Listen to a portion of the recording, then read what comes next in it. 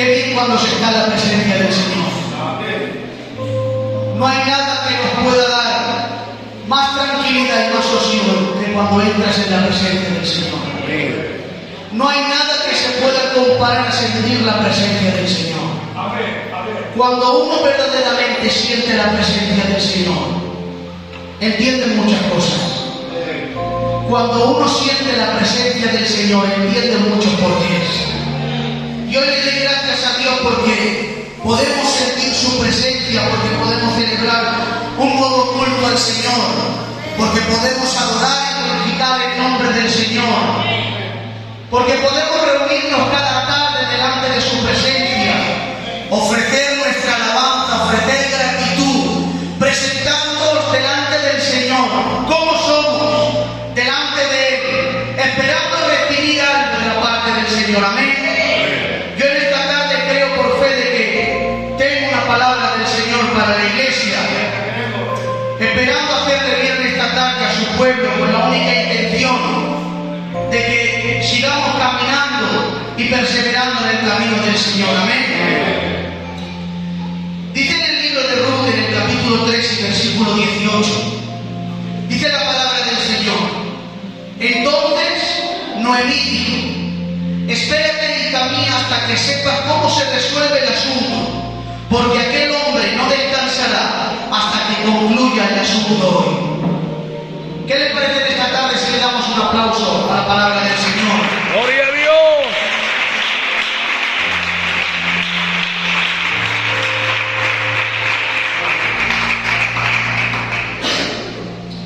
El libro de Ruth es un libro muy predicado, muy leído, conocido, pero que a mí me hacía bien algún pasaje de este libro, porque cuando lo empiezas a leer ya te das cuenta de lo que va a acontecer en el libro. Si uno lee Ruth capítulo 1 y versículo 1, ya te va a dar el adelanto de lo que va a pasar en el libro. Dice: aconteció en los días que gobernaban los jueces que hubo hambre en la tierra. En los días que gobernaban los jueces que hubo hambre en la tierra. Porque cuando gobierna el hombre, hay hambre. Cuando gobierna el hombre y la voluntad del hombre y la conciencia del hombre y el sentimiento del hombre, hay hambre en el pueblo. Cuando un pueblo es regido y es gobernado por la voluntad de un hombre, por la imposición de un dogma, hay hambre. Pero cuando hay un pueblo que se rige bajo la palabra del Señor, bajo la voluntad del mandamiento y cree en la soberanía de Dios, ese pueblo camina en victoria y camina en triunfo y siempre tiene victoria delante de sus enemigos. Pero qué malo es ser gobernado por el hombre. Cuando uno ve la vida de Ruth, yo meditaba en la presencia del Señor y yo pensaba en esta joven, Ruth la moabita, y yo pensaba, ¿cómo le iría la vida a Moab? Porque claro, ella no dejaría de ser una mocita como otra cualquiera de Moab, con una dirección en su vida, con un proyecto en su vida, con todo lo que le iba a acontecer a una niña cualquiera de las que vivían en Moab. Pero claro, en el momento que se emparenta con los hijos de Elimelech, es cuando le empieza la decadencia y le arruina su vida. En el momento que ella emparenta con aquellos hijos de Israel, es cuando le viene la decadencia. Y ella pensaría, vaya, ¿en qué momento vine yo a emparentar con el pueblo de Israel?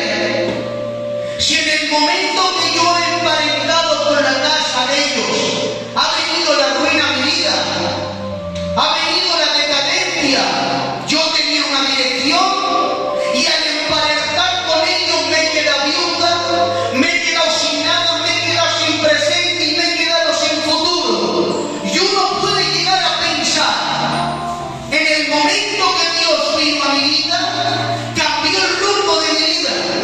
Yo llevaba un rumbo, yo llevaba una trayectoria.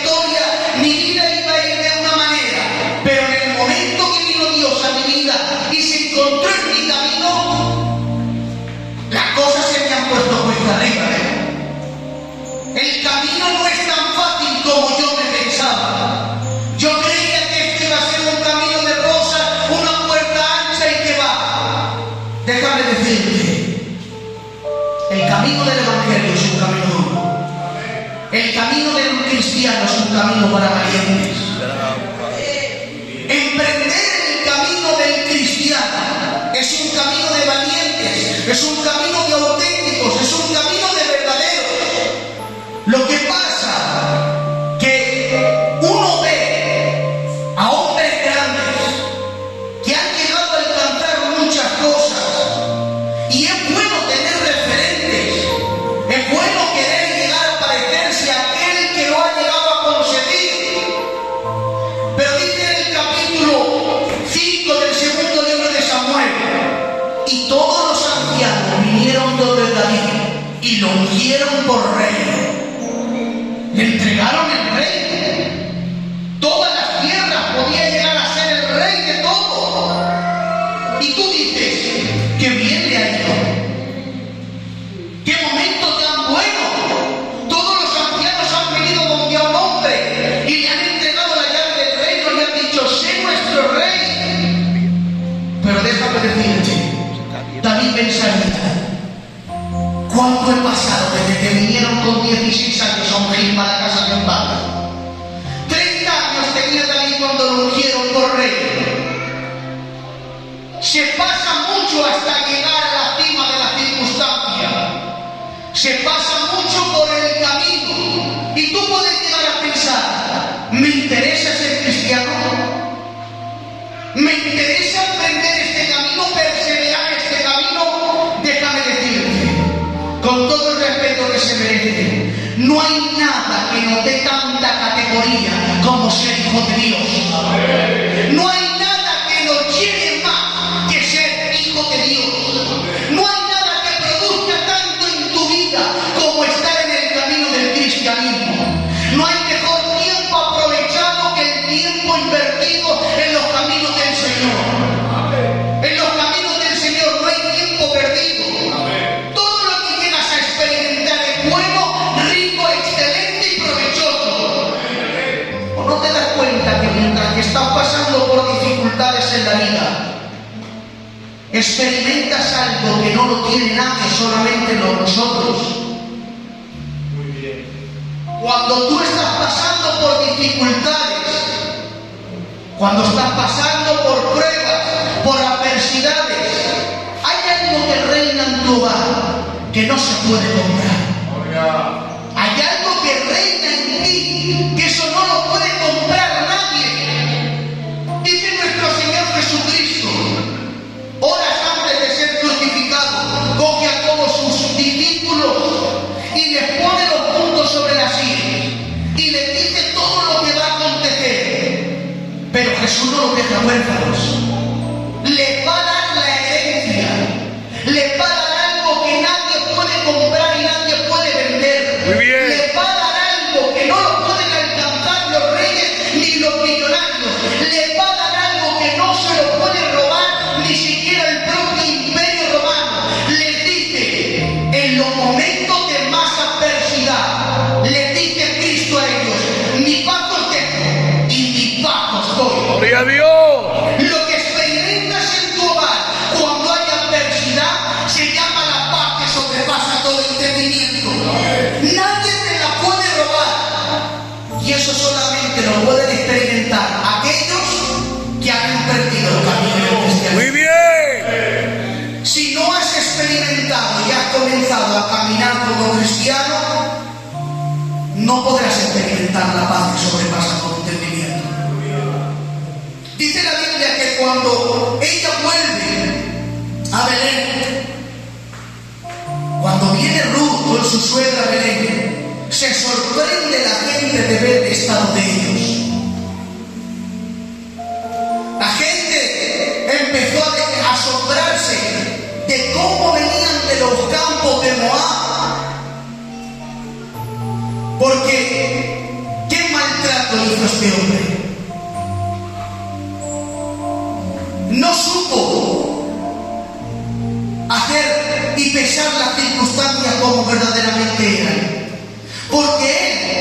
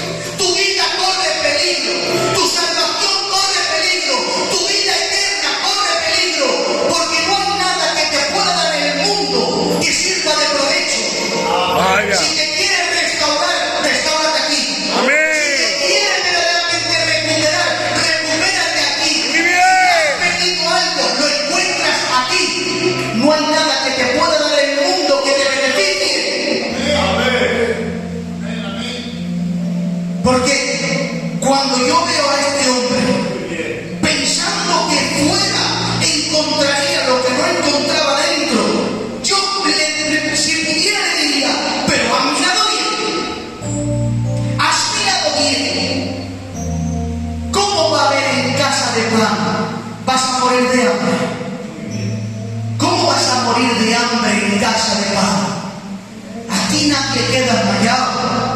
Aquí hay alimento para todo el mundo. Muy bien. Porque aquí, como he dicho al principio, no gobierna el hombre. Aquí somos gobernados bajo la voluntad y el dominio de Dios. Amén. Y cuando uno vive gobernado por Dios, ¿de qué temes? Vaya. ¿Cuál es tu temor? ¿Qué es lo que te produce intranquilidad? ¿Qué es lo que te produce no dormir por las noches? ¿El futuro? ¿El presente? Sabemos en quién hemos confiado. Amén. Y cuando uno sabe en quién confía, sabe vivir tranquilo. Es tiempo de relacionarse con el Señor. Debemos de dejar de ser pesimistas y de creer que por una mala temporada lo ha llegado a perder todo. Hay gente que cree que porque ha tenido una mala temporada lo ha perdido todo y no puede recuperar nada. El diablo es tan malo, te machaca tanto, que es capaz de decirte que tu mala temporada es tu final. Y déjame decirte, aquí el final no lo escribe ni el diablo ni nosotros. Aquí el final lo escribe Dios. Y el final son calles de oro, puertas de perlas, mar de cristal, volver a ver a los seres queridos, disfrutar de la presencia del Señor Jesucristo, una eternidad en gloria. Que ahora estás viviendo un bache, recupérate. Quédate aquí, recupérate. El problema de Limelec, ¿cuál fue? El problema de la casa, ¿cuál fue? Cuando muere Limelec. ¿Qué significa Limelec? Dios es mi rey. En el momento que no tengamos a Dios como rey, es cuando vendrá el fracaso. En el momento que nuestra vida cristiana no tenga a Dios como rey, con todo lo que eso conlleva, es cuando vendrá el fracaso. Vaya. Dice la palabra del Señor que José tenía a Dios como rey. ¿Y cómo lo puedo llegar a saber? Porque José, pese a ser gobernado por Potifar, pese a tener su vida prácticamente dependía de Potifar, no tenía la represalia de Potifar, sino que tenía el pecar delante de Dios. El rey de José no era Potifar, el rey de José era Dios. Y como su rey era Dios, a pesar de entrar en la cárcel, dice la palabra textualmente, y Dios estaba con José. Aunque entres en un problema de máxima dificultad, aunque vivas un tiempo de enfermedad que no le veas el fin, aunque veas una situación económica que van pasando los años y siempre estás en la misma situación, si Dios es tu rey, Dios te saca. Dice la palabra del Señor, y Jehová estaba con Noé. Noé, ¿dónde estás? En un diluvio. Noé, ¿dónde estás? En un arca. Se ha borrado de la faz de la tierra toda la humanidad. ¿Te habla Dios? No me habla. Pero que no le hablara no significa que no estuviera Noé en la mente de Dios. Que Dios no te hable no significa que no estés en la mente de Dios. Que estés pidiendo respuesta por algo que llevas preguntándole durante mucho tiempo y no te responda Dios, no significa que no estés en la mente de Dios. Solamente que Dios no es como yo a veces me adelanto, yo a veces he hablado fuera de tiempo, pero Dios es perfecto. Amén. Dios habla y actúa en su debido momento y cuando es Bien. necesario. Amén. Déjame decirte que nosotros no somos cualquiera. Porque a veces llegamos a pensar que por haber emprendido este camino y haber fracasado en el camino, lo hemos perdido todo. Déjame decirte, la iglesia de Belvich ha costado mucho.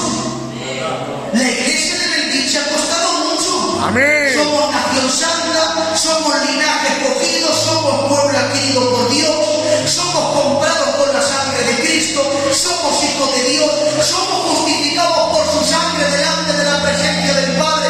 Hemos costado mucho. ¿Por qué nos tenemos en poco? Si tu vida vale mucho. Somos seres dependientes completamente de la presencia del Señor. No te tengas en poco. No nos tengamos en poco porque valemos mucho. Miren, el otro día, estamos bien, ¿no? Sí. El otro día me enseñaba mi hijo el Miguel un vídeo de un predicador y me hacía muchísimo bien. Y este predicador hablaba de que le habría preguntado a un pastor de ovejas acerca de la crianza de ellas. Y decía que el tiempo más peligroso para una oveja es el tiempo de la crianza. Cuando están criando es el tiempo más peligroso. Porque decía este pastor, que muchos de los corderos quedan huérfanos. Y el pastor decía, yo a veces he intentado coger un cordero, lo he llevado donde una oveja que está criando para que lo alimente, y la oveja no lo quiere criar ni lo quiere alimentar, porque la oveja lo ve y sabe que no es su hijo, sabe que no es su cría, y entonces lo rechaza, y ese cordero está condenado a morir de hambre. Porque no hay nadie que lo quiera alimentar. Aunque haya ovejas que estén criando y que tengan alimento para el cordero, no lo quiere alimentar. ¿Por qué? Porque no lo reconoce. Y el pastor decía, la única salvación para el cordero, la única salvación para que el cordero viva, es encontrar a una oveja que ha perdido a su hijo, degollar a su hijo, degollar al hijo de la oveja y derramar la sangre del auténtico hijo sobre el cordero que ha quedado huérfano. En el momento que el cordero que ha quedado huérfano, la sangre derramada sobre él, cuando la oveja ve al cordero huérfano, ya no ve al cordero huérfano, ve la sangre de su hijo, y al ver la sangre de su hijo, esa oveja automáticamente adopta el cordero, y ahora sí, automáticamente lo adopta, lo cría, lo recupera y sale hacia adelante. ¿Quién éramos nosotros? ¿Quién éramos nosotros en este mundo? Con todo el respeto que se merece, camino de muerte y camino de perdición. Pero el día que vino el cordero auténtico sobre esta vida, su sangre fue derramada sobre nosotros, en ese momento nos convertimos en hijos de Dios. Gloria. Y el camino de muerte se convirtió en un camino de vida y vida eterna. Dice la palabra del Señor que cuando vos la ves, pide 3 requisitos: que no quiere que se vaya, que nadie la moleste y que puede coger agua. 3 requisitos puso vos cuando vio a Ruth en sus campos. Cuando Cristo, mirando a la humanidad perdida, vio a nosotros desesperados, perdidos, buscando el camino y buscando la salvación. Dice Cristo en Mateo capítulo 11 versículo 28, vengan a mí los cargados y trabajados, que yo les haré descansar. Muy bien. ¿Sabes que el único que te puede causar descanso a tu vida se llama Cristo? Amén. El único que pelea las batallas por ti se llama Jesús. ¿Sabes que por medio de su sangre y por medio de su sacrificio somos más que vencedores en su nombre? Aleluya. ¿Recuerdan aquellos ciegos cuando decían hijo de David? Ten misericordia. La gente le decía, no le molestes al maestro. Pero ¿cuál fue la reacción de él? No lo molestéis, que vengan, que se acerquen a mí, porque el Señor está deseando de bendecirnos.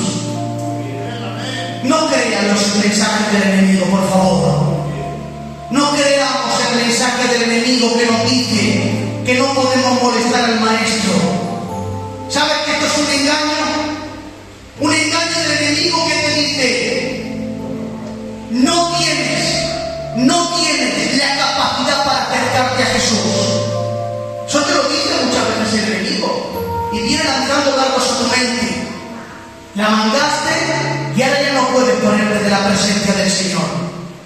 Como has hecho este delito, como has tenido esta caída, ahora ya no te puedes poner delante de tu Señor. Pero déjame decirte que el Señor está deseando de bendecirte. El Señor está deseando de alcanzarte. Que no se le ocurra a nadie avergonzarte, porque desde que empezaste en este camino quizás no lo pasaste bien. Porque a veces podemos tener familia inconversa que puede decir y te puede señalar que desde que estás en el culto las cosas no te van bien. Desde que estás en los caminos del Señor, como no quieres hacer negocios deshonestos, quizá hay un poco de escasez en tu casa. Y viene la gente del mundo y te apresiona y te oprime con su razonamiento mundano y carnal. Y te quiere decir y te hacen ofertas. Sal del culto, que es fácil lo que te ofrece. Sal del culto, que aquí estás pasándolo mal y afuera lo pasarás bien. Dice en el libro de Pedro: si alguno padece como cristiano, que no se avergüence, sino que glorifique el nombre del Señor. Amén. No es tiempo de vivir avergonzado, es tiempo de glorificar el nombre del Señor. Aunque lo pasemos mal, es tiempo de glorificar el nombre del Señor. Te alabo. Dice: y dejó caer espigas para que no pasara hambre. Y yo esto meditaba y lo leía y me veía a mí y yo pensaba: ay, Elías, si supieras cuántas veces te has hartado de comer porque el Señor ha tenido misericordia. Si verdaderamente supiéramos cuántas veces el Señor ha derramado de su presencia sin merecerlo. Si verdaderamente fuera yo el primero consciente en que Dios me bendice sin merecerlo, en que no lo hago todo lo correcto que lo tendría que hacer, pero Dios me sigue bendiciendo, y Dios deja caer una bendición, y Dios deja caer de su presencia, y a lo mejor llevo unos cuantos días que no oro y no busco al Señor, pero me pongo delante del Señor de rodillas y nuevamente el Señor me bendice. Eso solamente tiene un nombre, eso se llama gracia, don inmerecido de Dios. Porque el día que nosotros emprendimos este camino fue un camino de gracia. No es un camino de merecerlo, es un camino que Dios ha querido.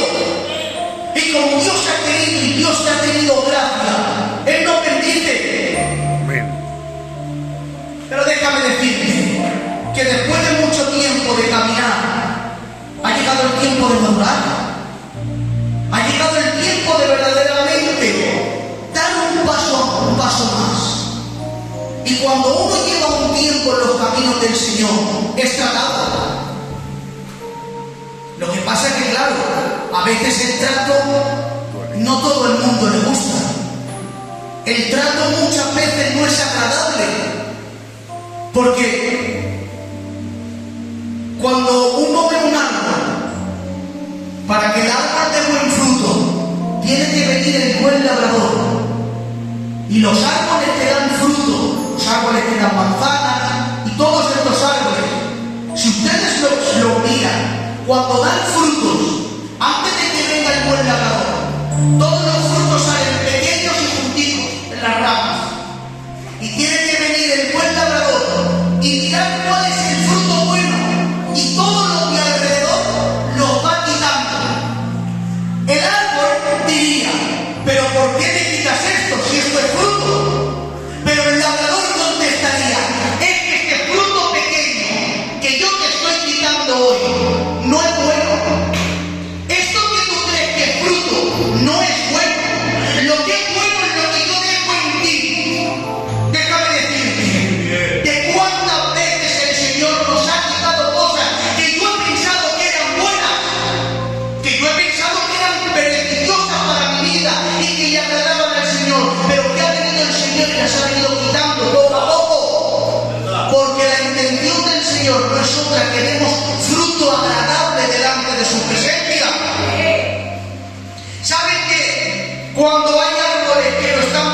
lo peor. Están a punto ya de morir.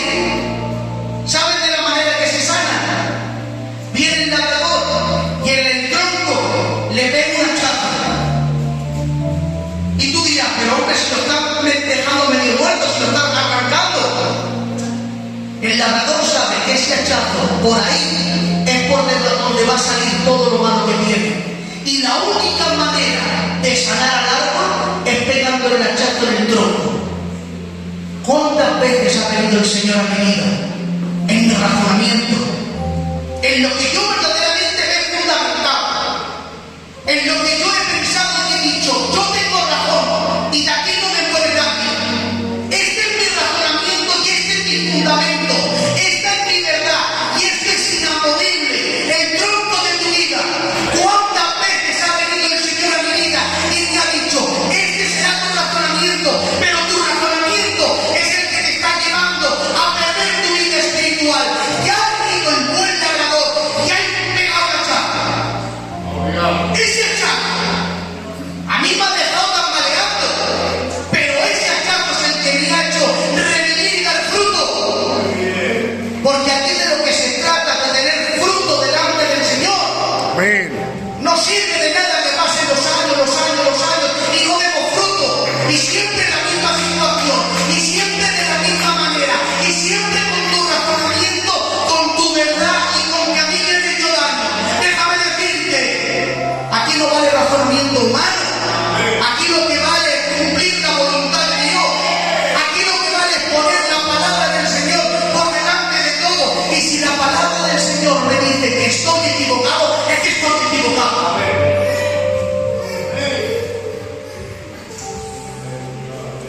Aleluya. Hay veces que el Señor, ya estoy terminando, hermano, cuando verdaderamente la vida de Ruth cambia, es cuando pasa una noche con gozo. Por mucho que hizo Ruth de ir a coger espigas, a hablar con su suegra, por muchas cosas que hizo, cuando cambia la vida de Ruth, cuando verdaderamente cambia es cuando pasa una noche con gozo. Déjame decirte, tu vida cambiará cuando pases noche con el Maestro. Verdaderamente tu vida cambiará en el momento que te metas en tu cámara secreta y pases noche con el Maestro. No hay otro secreto, no hay otro secreto, pasar noche con el Maestro. Porque en las noches más oscuras, cuando tú crees que no hay solución, es cuando se demuestran los David que matan leones. En las noches más oscuras es donde se demuestran los Pedros que dan la vida por el Maestro, capaces de cortar una oreja a aquel siervo. En las noches más oscuras, cuando tú te ves solo, es donde se demuestran los Danieles respaldados por Dios. ¿Dónde verdaderamente experimentaron aquellos tres la presencia del Señor? ¿Fuera del horno o dentro del horno? A veces Dios te mete en el horno de fuego para que verdaderamente tu única dependencia sea Dios. Muy bien. Nunca sentirás más a Dios que cuando estés cerca del horno. Gloria a Dios. Nunca sentiremos más al Señor que cuando estamos siendo probados y tratados. Nunca José sintió tanto a Dios como cuando estaba en la cárcel. Porque déjame decirte, cuando Ruth pasó una noche con gozo, dejó de ser extranjera, dejó de ser enemigo de Dios y cambió su condición. En ese momento, cuando verdaderamente la redimió, cuando pasa una noche con Él. Y ya para terminar, hay algo de vos que me hace muchísimo bien. Que cuando Él está dispuesto a redimir a Ruth, había un pariente más cercano que vos. Había un pariente que tenía más derecho que vos para redimir. Y dice la palabra del Señor que vos, juntando a 10 ancianos en Israel, coge al pariente más cercano, que así dice la palabra, fulano, ven,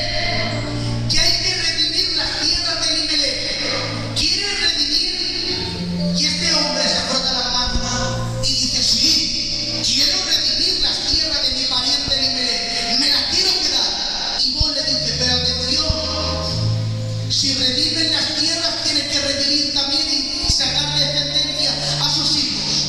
¿Estás dispuesta a tener descendencia con Ruth la moabita? Porque no solamente lo bueno, también tienes que redimir a Ruth. Este pariente dijo, no, yo solamente quiero lo bueno, yo lo malo no lo quiero. Solamente quiero mi beneficio, solamente quiero lo que a mí me produce provecho. Yo no quiero redimir. Pues vos dices, pues bien, siendo así, redimiré yo. Redimo las tierras y redimo a Ruth. ¿Saben que cuando Cristo muere en la cruz del Calvario, por medio de su sangre, somos adoptados y somos hechos hijos de Dios? Amén. ¿Saben que un niño adoptado tiene todos los derechos del padre? A pesar de no ser su hijo biológico, pero sin embargo tiene todos los derechos. Y si le preguntaras a un padre que adopta, ¿tú bajo qué condiciones adoptas al hijo? ¿Bajo cuando sea obediente? Sí. ¿Bajo cuando respete tu cara? Sí. ¿Bajo cuando te haga todo lo que tú quieres? Sí. Pero ¿y qué pasa cuando el niño llora? ¿Qué pasa cuando el niño tenga rabietas? ¿Qué pasa cuando el niño no obedezca lo que tú hagas, lo que tú le impongas? ¿Lo quieres adoptar igualmente? Un padre de verdad adopta al hijo, sean cuales sean las circunstancias que tenga el hijo. Un padre de verdad que tiene sentimiento de padre no quiere solamente los buenos ratos del hijo, adopta al hijo con los ratos buenos y con los ratos malos. Déjame decirte, cuando Cristo está en la cruz del Calvario y quiere adoptarte a ti como hijo, te adopta cuando te comporta bien, pero también te adopta cuando te comporto mal. Te adopta cuando haces lo correcto, pero también te adopta a mí cuando transgredo y cuando caigo. Aleluya. Porque eso se trata, de que el Señor Jesucristo nos ha adoptado a nosotros y nos quiere de la manera que somos. De la manera que somos nos quiere. Entonces, querida iglesia del Señor, este camino que hemos emprendido, que a pesar de nuestros pesares nos cuesta, que tenemos que negarnos a nosotros mismos, es un camino de valientes, es un camino de auténticos,